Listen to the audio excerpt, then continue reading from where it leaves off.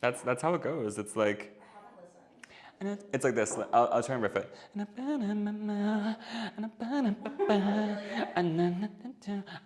you know what this is. I think you want. Is Tate McRae in the room with us? Tate McRae. She's here. She's here. Welcome back to the working title Gordistotle podcast. We are gonna get that title soon. Don't worry, fans. Vote in the comments, please. Seriously. On this episode, we will be talking about Tate McRae's latest release, Sports Car. I know everyone's been dying to hear my opinion on Tate McRae again, and here it is, because I have a lot to say about Sports Car. I think it is a step in the right direction, and really, I just think Tate McRae needs to figure out what she's doing with her career, because we love her here at See You Next Tuesday. I'm gonna be honest, this might be controversial, and I'm not trying to shade my fellow writers. When I saw that takedown piece of Tate McRae on See You Next Tuesday posted, I was shocked. First of all, that is a G-Spot ass article.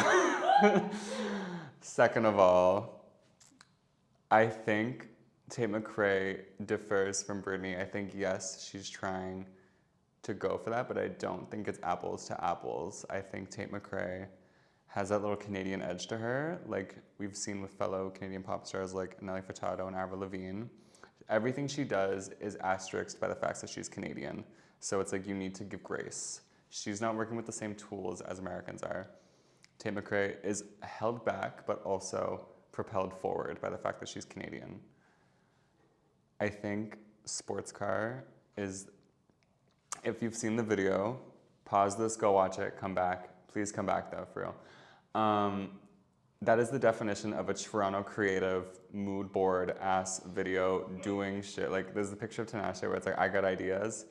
That was Tate McRae's Sports Car video. And it's like, yeah, I kind of loved it because it's like, this is elevated. Like, yes, you look a mess. Like, for those of you watching, she looks ridiculous. Like this is like, but I kind of love it. It's like no more balayage. She has like this little two-tone, I don't know. It's like she's looking a mess, but I love it. Like I think the next thing she needs to do is cut her hair short and really show off her dancing abilities. So I think the hair, yeah, she loves the hairography. I think it's distracting and I think it is not elevating her to the status she could be at. So mark my words, if Tate McRae cuts her hair, she's probably a G-Spot listener. She's probably well aware of See You Next Tuesday because we tag her in every third article because we love her. We're obsessed with her. I tweet about Tate McRae on the See You Next Tuesday media Twitter all the time. I tweeted, let me get this out. It's an homage to... We can pull it up on the... Pull it up. Pull it up. This was an homage to Azalea Banks. I think it's on our profile, yeah. And I thought this was like the funniest thing ever. It's with the Sports Car video. Wait, where is it? When was it tweeted? Scroll down. It was tweeted on January 16th. Why would I kind of like having this? It's amazing. It's kind of major. Like, it adds a fun visual element. That tweet was so funny. It's like next episode we just go through all my tweets and laugh. Wait, I would love that. Pretty much a tweet. Tate McRae is like my puck bunny child I randomly gave birth to in an oil sand during Rupert's Land. My early human brain thought she was demonic because of her balayage, so I wrapped her in a maple leaf and left her in a mine miles away from the settlement.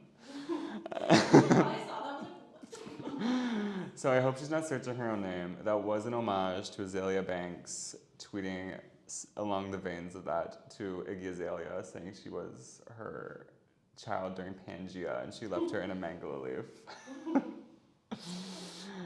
But no, I really do want the best for Tate McRae. I think Sports Car, but I just think her past singles, like the It's Okay, I'm Okay, really was not a good lead single. I think it was a bit of a mess creatively. I think it was really reductive of Greedy. I do think It's Okay, I'm okay. It's okay, I'm okay. It's okay, I'm okay. I think that was a weird lead single choice. I think it was really reductive of Greedy. I do not really like how repetitive it is because, yeah, that's an earworm, but there's no real staying power with that. And it's essentially like a minute, 30-second long song because the end of it is just a breakdown that lasts for like 45 seconds. And I don't know. And then the follow-up single, Two Hands, was kind of a mess. And it's just like, I know she's in like a Mick PR relationship with like the kid Leroy who like no one cares about. Like I don't really know who her target demographic is, but do you know what's really funny? She's like selling the fuck out of like arenas. She's like, I was on the street with a friend, and it was during the Taylor Toronto thing, and we were like, for some reason, blab-mouthing Tate McRae, and she turned around, she's like, I love Tate McRae, oh my god, did you guys get tickets to her concert? And we're like, the fuck, no. And she's like, yeah, they're going for like so much. And I was like, really? And it's like, it's legit, like she's doing, because she's Canadian, so she's like hitting like Winnipeg, I think she's hitting, obviously she's doing like Calgary and Alberta, and she's doing Ottawa, I'm like, and she's selling them out, and I'm like it's like $900 for like a floor ticket for Tate McRae. Like Tate McRae. I know, I'm just like, who's, like I'm wondering if it's just like Canadian businesses like buying all of these seats, and then they're kind of, it's like instead of going out for dinner, they're like going to the Tate McRae concert for like a meeting. Me and the boys are just going to the Tate McRae. No, literally, it's like RBC partners with Tate McRae for Scotiabank Arena concert. But yeah, I'm like, whatever she's doing, it's working. I just think she's, in this, like, I'm sorry to all of her like diehard fans out there, I think it's for like a lower common denominator kind of person. It's not someone who really cares about art. It's someone who kind of just like listening to what Spotify tells them to, which is like fine, I guess, and like to each their own. I sound like quite the snob right now, but I do think Tate McRae, with the access she has to like oil sand money, should pursue like higher creative endeavors. And I do think the sports car video was a step in the right direction, just with like, I think she's wearing like 10 different outfits in it. And she's like really posing, like she's showing her America's Got Talent. Because I think she was on like Canada's Got Talent, and she was like doing like the splits. Like she's a childhood dancer. She's like Maddie Ziegler peer. Yeah. Yeah. Damn. I know. She's a YouTuber. It's like she was a YouTuber. Yeah. It's like, did anyone? No, but it's like, did anyone give a fuck about Tate McRae's YouTube career? And I'm sure there's some kids who are like, I love Tate McRae's YouTube, but it's like, I hate how they're like marketing that people, like they're doing that. It's like, oh my god, she's a YouTuber turned. It's like, I know Tate McRae from her like shitty 2018 single that was terrorizing the radio when I used to work at a convenience store. Like what was it? It's you broke me first. Oh. That's Tate McRae. I didn't know that. And she was like 12 because she's 2003, I think. Yeah. So how old were you in 2018? Like you're like 14. At time of recording, like. Yeah. But like, I digress. I know, anyway, so it's like all here for her like Timbaland inspired, because you know what's Ryan Tedder actually? It's not Timbaland doing her beats, it's Ryan Tedder, the guy from One Republic. Oh, really? Yeah, it's the One Republic guy, and I was checking, because this new song legitimately sounds like it's Buttons by Pussycat Dolls. So it's like, that's a Timbaland production. Timbaland is not credited anywhere, and Ryan Tedder's like just like this white guy. Like he's very like well respected in the music writing sphere and everything. Like he wrote Halo. He's done like a lot of. He was like One Republic, Counting Stars, whatever. He has hits, but it's just like, I'm very curious as to why Tate McRae and like her label are opting to go with Ryan Tedder as opposed to Timbaland and like just get it from the source. Because I'm sure Ryan Tedder probably costs more to work with as opposed to Timbaland. I think Timbaland's lost it though. Like, remember his new single? He's a bit washed, yeah. Timbaland's washed, but like, is Ryan Tedder not washed too? Like, I think it's like, Timbaland is washed in the sense because he's working with like artists who are washed within them. Like, it's like all love to everybody, but it's like, it's the name of the game. Like, it's like, if you're washed, you're washed. There's really much you can do, which sucks. Like, it really does suck, and like, ageism is a terrible thing in the music industry, and there's very few who like can survive being washed. Exactly. Like I just talked about how in K-pop, it's like, yeah, the half-life. Honestly, it's similar. I really do feel like in the West, if you're washed within 7 years, like you're done. It's honestly maybe even like less grace here. Like if you have like 2 flop singles in a row, like you're done. Like Dua Lipa, she's kind of like, I'm sure her tour will be successful, but it's like nobody gives a fuck about Houdini. Like it was cute, but then like the other singles, did anyone really, like, can you, either of you guys name? No. No one? Okay. Anyone in the room? Anyone in the room? Can you? But I do love her. I like her podcast. I feel like she's very good at being. And that's the thing. She's trying to like not pigeonhole herself in the music. She's trying to do other stuff, which I commend, because it's like you get the people who kind of like Dua Lipa's for people who don't really give a fuck about music. And if they do give a fuck about Dua Lipa music, it's because they're like really, really only into pop music, and they will like only listen to pop music. But like it's good for Dua Lipa to branch out and have these other creative endeavors for people like you guys to be like, oh, I love her podcast though, because that's how you kind of stick in the mind. So I'm like, Tate McRae, me trying to like kind of brand her. I'm like, I think maybe working with like some local Canadian things to really like become a name as opposed to just like a girl on the radio could do wonders for her, like to become more of like a public persona. And I think she tried that with the Kid Laroi thing, and maybe the kids are eating it up, but it's like as like an adult, I really don't care. And it's like as I get older and as we all get older, we're caring less and less about these celebrities. So it's like you kind of have to do stuff to get the adults, because I guess we're the old people now who don't give a fuck about anything. But yeah, I think that's my thoughts on Sports Car. I'm excited. I really don't care, but it's like her album is coming out soon, and I'll listen. I really don't think she's much of like an albums artist, like all love. I think she's like quick singles, and it's like they're cute, but it's like this will probably be on rotation. Like I'm gonna go to the gym tomorrow, and I'll probably listen to this on repeat, and then I'll be done with it in a week. Like this is the nature of the game. But yeah, I think going forward, like after this album, I think she needs to grow up and maybe work on her songwriting skills. I think she should be done with the Kid Laroi thing, and I think she should like pivot that into maybe a breakup album to have like a bit more artistic value. I do think right now it is for teenagers or people who are maybe like a bit more simple, who don't really care about music too much. And to each their own. Again, if you like really love pop music and you really love the sound of Tate McRae's voice, which is quite grating. She has quite a grating voice, but it's all love. I don't know.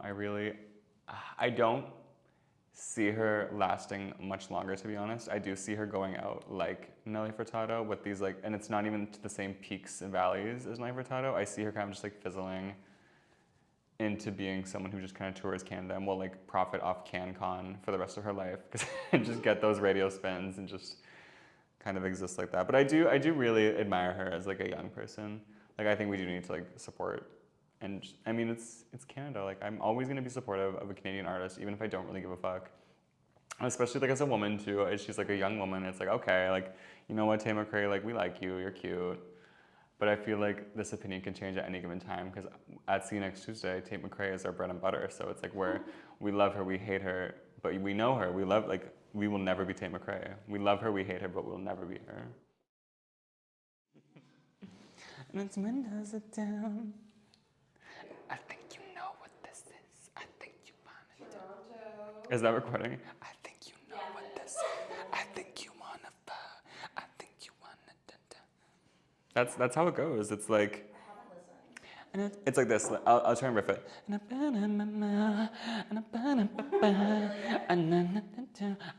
you know what this is. I think you wanna. Is Tate McRae in the room with us? Is Tate McRae here? She's here. She's here. Welcome to a transplant ranking Toronto neighborhoods, and I think everyone who's from Toronto is going to be cringing so hard, and they're probably going to lose so much respect for me for this, and that's fine. I'm doing it in the name of content and my opinion. So let's start. I'm going to start with where I live currently. So not to dox myself, I live kind of here. I'm going to use Miffy as a pointer. For those of you watching, if you're just using audio, I will. What do you, closed captions? What's the opposite of that? Where it's like, no, when they're like being. Describe video for the I'm doing described video for the visually impaired. So right now I am currently pointing with my Miffy to Bickford Park and Little Italy. For those of you who don't know where that is, I have a map ready. So I actually love this neighborhood. It's also Little Portugal is right, kinda, where are we? Right here, I'd say, like in between College and Dundas for the Portuguese at home. Hi, but I'd say honestly I live right near Bickford Park. It is a gorgeous neighborhood. It's probably my favorite neighborhood in the city. There are so many shops there. It's designed the way I love it. There's nice wide streets with wide sidewalks. I think it's mostly mixed use. There's mostly 4-story buildings on the Avenue streets, so like Harvard, College, Bloor, Dundas kind of thing. And then it's all single family homes, and I live in a single family home. It's quite luxurious. I live in a unit of a single family home, so it's not a single family, but I live in a 2-family home. Yeah, I honestly do think that is my favorite neighborhood in the city, and the rest of this list, guys, actually, I'm gonna rank the places where I've lived in the city because I think I have a much better say with that. So my favorite place I've lived so far is definitely Bickford Park. That is the cutest area. Let's see, I think it's honestly in the order I've moved. So the second apartment I ever lived in Toronto was 2022 to 2023. Was right West Queen West, in between Trinity Bellwoods and West Queen West. So I was on around Queen and Bathurst. It's actually the Warby Parker. I used to live above the Warby Parker, for those of you who know Queen Street. And it's not like my favorite, but it's definitely better than where I first moved in the city. It's a little bit like, it's not overdeveloped, which is good, but it's kind of fallen into disrepair. And on Queen Street, it's kind of sad, like that stretch from really Spadina. It gets a lot nicer past like Trinity, but it's a little underdeveloped, which like a lot of businesses are going out of business because I think it's maybe not like the highest. But it's crazy because there's a lot of foot traffic there. So I think the problem is the rents are so high, but no one can really occupy those spaces because it's like close to the mall. You're close to that little stretch on Queen Street where it's like all like those McBox stores. Where area we're talking about? Queen West, like West Queen West. Yeah. So it's like, it's really unfortunate because it's such like a good location, but I don't think anyone can really afford to have business there. No, my favorite cookie shop there just shut down. Really? Disco. What? Really? Yeah. Because yeah, I used to go, like I would work at the Tironi there. I quit Tironi like a week after I moved down the street from it, which is so ironic. But isn't that just how life goes? Alanis Morissette. But yeah, I really do wish better for the neighborhood. It's kind of, I think maybe the really only issue with it is I think the design is nice. It's like a model Toronto neighborhood. Like it's beautiful, mixed use. There's a streetcar running through. It's great side streets too. I do just think they need more local business to occupy the empty spots. And it would definitely, honestly, maybe be higher than where I currently live, but just that handicap right now of just nothing really being there is the issue, which sucks because it's a really cute location. And I'm kind of scared because of the Ontario line. I think they're gonna gentrify like Spadina and Queen. I think they're gonna build like a lot of condos there. And that's probably gonna spill over into West Queen West, and it's just gonna be like, just like not what we really, like it won't be a neighborhood anymore. It'll just be people to kind of like, they don't care about it. Like it's just a destination. It's not where people live. And that's really the issue I have with the condos is because they don't really create neighborhoods. They create just like, it's like a gated community, but it's vertical. Like these people aren't interacting with each other. And if they are, it's within their building and they aren't really going onto the street. Like you don't know the name of the people who work at the store.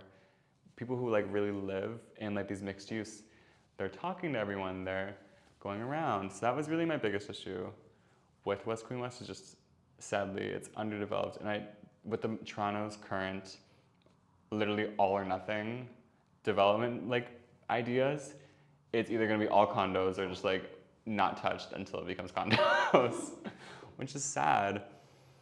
And then the last place where I've lived, I have to stand up actually, it was right at the Yorkville and Annex area. I lived at Davenport and Dupont Street, so quite north. It was my first apartment in the city. I lived in a basement. So really it's like my circumstances and where I lived are making this go a lot lower. And I was also like 19 at the time. I did not know what I know now. It was not the best. Like there really wasn't much around. We were on a very busy it's an avenue street, but it's not the nice avenue kind of thing where it's like they have streetcars running or they have all that kind of stuff. It was just cars and it was loud. I'm like, they're eating, they're doing something back there and I'm distracted. I'm trying to look at the camera. But it's close to U of T, which I didn't go to, so I didn't really care. And I thought you went to U of T too. No. Until this interview. No, I went to TMU. I went to TMU. But it's, again, like I was 19 at the time, so I'm priced out of shopping in Yorkville. The annex is mostly residential. Like, yeah, it's beautiful, Casa Loma and everything. And there's like really beautiful Victorian style houses there. I'm really just walking through it. And it is a nice walk through. As a 19-year-old, I wasn't really appreciating it at the time because I didn't really give a fuck. So yeah, I definitely would rank that last. And I would probably still rank it last just due to like the transit access. I had to walk a little quite far to get to anything. Like I used to take the bus, which I don't love the bus, but I actually kind of had to take the bus now where I live because Harvard is I mean, like the metro stops are all right on Bloor, but like it's either walk down to college or take the bus from Harvard. And I did the other day. It's not bad. Why do people hate on the bus? It's like I don't mind the bus. It's fast too. It's really nice, and they also got a bunch of electric buses. That's I know. Yeah, they have the electric ones. The thing I don't like though is like obviously they're like diesel machines, like they're chugging diesel. Yeah. And have you guys been on Spadina lately? Yeah. It's Spadina has no streetcar. It's just buses running. They're low-key really fast, but we don't want it because obviously one streetcar is running. Yeah. So I don't really know why it's under construction, but it's quite frustrating. Like, the entire thing is supposed to be. It was supposed to be for like a year, I think. They were having buses. I haven't seen any construction going on. I know. Not even doing anything. I mean, There's like construction. isn't that the nature of the city though? It's like under construction, but nothing's actually been done yet. Yeah. Maybe, oh my god, because you guys remember the other day, there was that massive thing at King and Spadina where the dump truck came. Yeah. I wonder, that's like, because knowing the city, that's probably like pushed back development like months. Bro, that day was crazy. Like That was everyone crazy. walking. It was I bad. had no idea what was going on, and then I was like, okay, I guess I'm just gonna walk home. And then there's just this dumpster truck that took down all of the street cars. I'm sure Uber prices were crazy that day. Probably. Because they knocked out the King streetcar, the Queen streetcar. Yeah. The Spadina one, I think the Bathurst one wasn't running too. Because they all go through King and Spadina kind of as like it's like the biggest bottleneck point in the city of, It's the spot. it's the spot where they all kind of like Yeah. pick their own routes. You see, they made a Tim Hortons on the corner of Queen. I did. I am like, whatever. What was there before Basil Box? Yeah, I low-key like Basil Box. Basil Box is disgusting.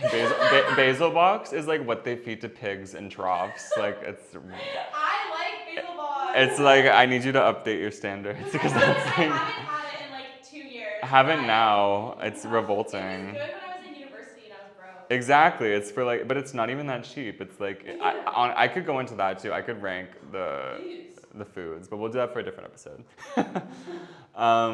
Where else have I lived? Oh my god, you know what? I guess my first really spot that I ever lived in was, for those of you who went to TMU, I lived at Church and Gerrard, I think is the neighborhood. No. Whatever, I lived at Pittman Hall, for those of you who went high. Really shitty area. Like really, it's downtown is like, I think just like the pits. People who live downtown and choose to live downtown, I'm just like, that is a choice. Like I really don't understand why anyone, especially in like the downtown of the downtown cores, I have no idea why people do that. And it's so expensive. The amenities are like not good. It's disgusting. I don't know if they want like a New York style life, but I hate to break it to you, it's not like New York. It sucks. But it's normally people who are like moving here for the first time and they really don't like know what's up. So they're just like, okay, I'll do downtown. Oh, $3,000 for like a studio? Yes, like I love it. A glass partition? And, it's like, don't get me started, but yeah, so this is definitely the worst. There's nothing around, but I just saw this because Mattamy Athletic Center is where I used to go to the gym at Ryerson, which is quite funny. And then Kibo Cafe, that's where we are currently. We're at the U of T Innovation Center. We're over here. The center. Dogs us. Yeah. Oh, really? Well, I mean, it's a public space. No, it's a public space. It's a public space. You can find us here every week. But that's where, yeah, those are the places I've lived. So ranking them, I would definitely say Bickford Park, then West Queen West, and then probably like the annex. Because people always fight me when I say I lived in the annex. It's not the annex, it's Yorkville. No, I love the annex too. But people say I didn't live in the annex. They say I lived in Yorkville. Because you know what? I guess it actually is. Where Right there, and I guess that kind of is Yorkville. Yeah. But it's like I lived in a fucking dump. Like it's not really I Yorkville. lived like right on the other side. Like I lived like. On the east end? No, like on the other side of Avenue, like right on. Like Troni-ish, kind of? Yeah. Castellana? My neighbor was Margaret Atwood, actually. Oh, that's really cool. She's a classic NIMBY. Yeah, she was cool as fuck, man. Well, it's like we don't like NIMBYs, but we It's like, we like yimbys. What's yummy? Yes, in my backyard. That's not her. Wait, what? It's like the NIMBY and YIMBY discourse. And it's like, I'm kind of stepping into my NIMBY bag because it's like, a NIMBY is a not in my backyard. Okay. So it's like, don't build Mick condos here because I don't want to make condo. But it's also, they're like, don't build bike paths. Oh. So it's like kind of a double-edged sword when to pick to be a NIMBY or not. Because it's like, well, of course I'm going to be a NIMBY if it's like, you're destroying. It's like kind of like what I was talking about. Like, it's the neighborhoods have to grow from the bottom up. You can't just like top-down design, which is what they did. Like, a lot of people were really frustrated with, where is it? Bathurst and Bloor, like Mirvish Village. Like, people were really mad about the Ed Mirvish store going. And it's like, as someone who came later, it's like, I don't give a fuck. But I understand why people who were living there at the time were like furious, because it's like a thing, long-standing, you know what I mean? But my beautiful ramblings. What they should do, Dufferin Mall. Has anyone been to Dufferin Mall? I live like by Dufferin Mall, but I've never been. Do you? I live here and I want to go to Dufferin Mall because they have no frills in Walmart. They do. Yeah. And like, I always think about that. And they have a Taco Bell. They have a what? They do. Taco Bell. Oh, really? Yeah. I've never been to Taco Bell. I've never been to Taco Bell. I don't see it for myself. Where would I want to move? I think this is kind of my philosophy of what I'd want to do in Toronto. This is for when I'm old, because I really do where I live. I love where I live now. It's like, I would love to move to Libertyville. No, I'm kidding. I would love maybe the Junction when I'm a bit older. Like, I think I'm honestly not even opposed, like when the Eglinton line is built, to live up in Eglinton kind of thing. But the shitty thing is, I think they're making all my condos on the Eglinton. So maybe like, because you know how Toronto builds, it's like wall of skyscraper, and then next block over is single family home. Maybe I'll live in like a single family home behind. I would love to live in like the Junction. It's like me pointing to this area that's like way bigger than the Junction. But like here, I think it's like a great place to raise a family. Or like even Roncesvalles is so, like High Park is so cute. I went for the first time actually to Runnymede. Runnymede was so cute. I had no idea. It's like just like a bunch of cafes, and it's really cute. For all those, like I'm saying, like my transplant, like I don't. I'm slowly but surely exploring the city. I mean, it's not like people who grew up here have been everywhere too, even though they act like they do. And if I were to live on the East End, I honestly could really see myself in Leslieville, or like the beaches would be so great. Like just as like an old person, I'm like shimmying back. Oh, like the microphone. I'm like, I'm sorry to all those listening. It's like, but I would love to live in the beaches. I do think that is such a luxurious neighborhood. It's like the beaches brand is luxury. I would love to live there one day, I think. And I think for like rearing children, I don't think condos are like a good space. Like obviously people like aren't choosing to do it there, but like it's not really a children-friendly environment, and like most of the city sadly isn't, just in the way it's built. Like the sidewalks are kind of narrow. There's not really room for like kids to play. Cause like, yeah, they can play. It's like, I'm not talking about like, I want like a park, I want like that, but like, it's like, I don't know. It's kind of hard. It's like with the city, it's hard. It's really case by case basis. But I do think the beaches would be a great place to raise kids, or like Roncesvalles. Yeah, I had a place in the beaches growing up. Mm-hmm. Like my stepdad lived there. It was so nice. Yeah, it's just like, and like being so close to Woodbine, like is like probably, Woodbine is like, I know people who like are worldly, and I'm not saying I'm not worldly, but I do really feel like when I'm at Woodbine Beach, I'm at the beach. Like people are like, no, I can like tell it's a lake. Like no, it's like not the same. And it's like, just enjoy. Like we don't have a fucking ocean. Like I don't know. Like what do you want? Like sorry, we're not in like Hawaii or Vancouver right now. Like this is the best we're gonna get. Let's enjoy this little lake moment and chill. What's your thoughts on this area? We're going to Toronto Island. Toronto Island. Imagine living here. I Do you have thoughts? I think they should kick everyone out who lives in Toronto Island. I do not think people should be. You know how much like people like we pay for taxes for these people, and they're all rich as fuck. Really? Yeah. Wait, I didn't know that. This is like the NIMBY definition. I honestly, what I think they should do with Toronto Island. First of all, my baby hot topic. I think that I was actually gonna write an article on this, and I got too scared. I think they should destroy Billy Bishop. Ooh. I think they should get rid of Billy Bishop, and turn this into fairgrounds. Yeah. Turn it into a pulp. Turn it into fairgrounds. like and have like festivals here. Yeah. The issue is though, we're competing with Lollapalooza, all the ones in New York, and Osheга, and Oshega's already on the way out, which is like actually kind of like, I mean, it's like, cause who gives a fuck? And it's like, we give a fuck. Like I'm actually talking with my boyfriend, like we should go to Oshega this year, but it's just like, you don't really make as much money, and you have to pay these artists so much money, and think about like ticket prices now, for like an actual like, as you were saying, Tate McRae tickets are $900 fucking for one ticket. Why the hell would Tate McRae agree to do like a festival when she can make bank on her own tour? Yeah.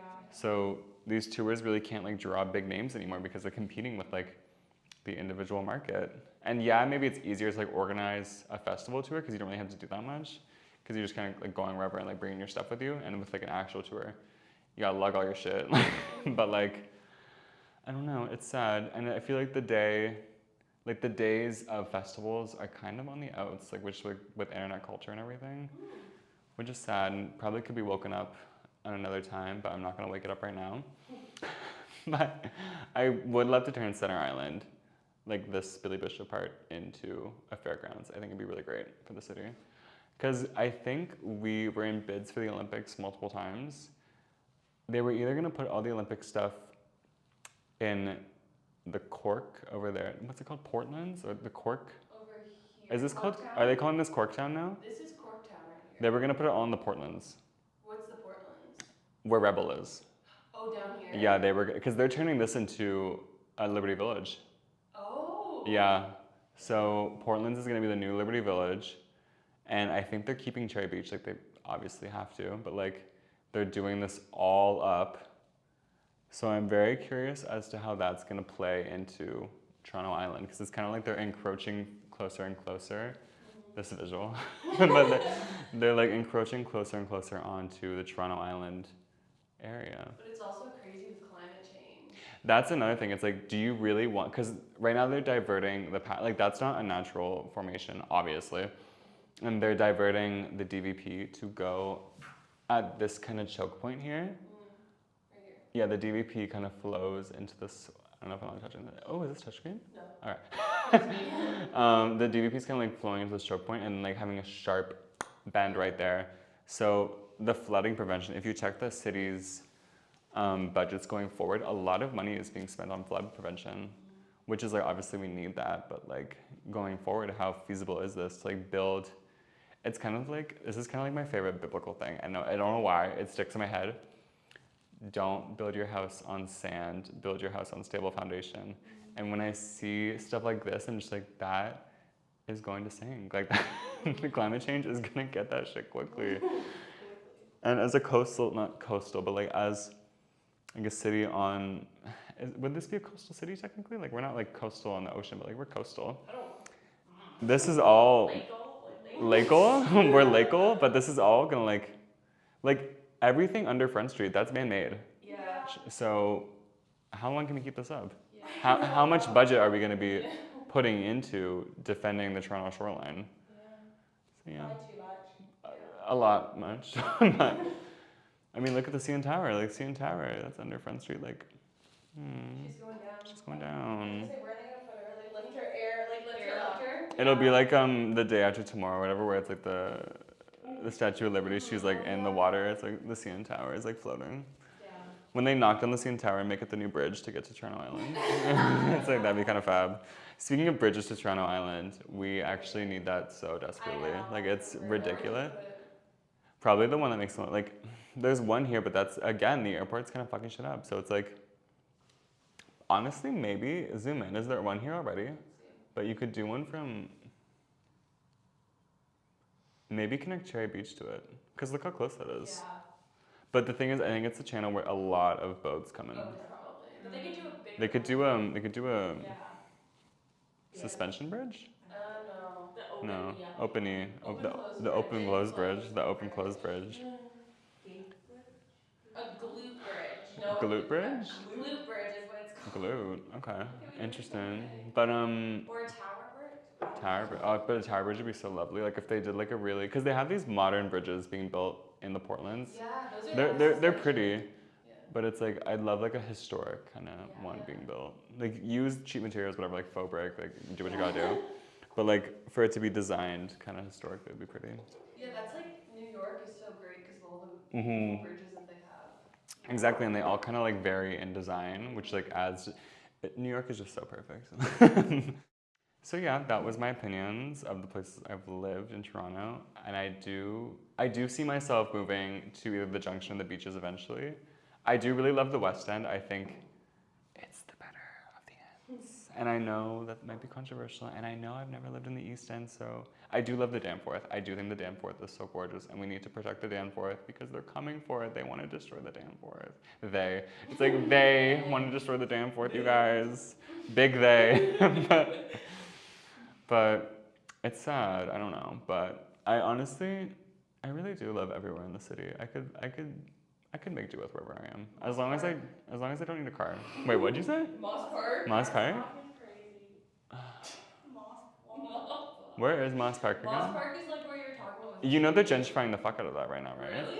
Oh my god, have you been to Moss Park lately? No. No. Last time I was in Aspen. Zoom into Moss Park, Let's look at it.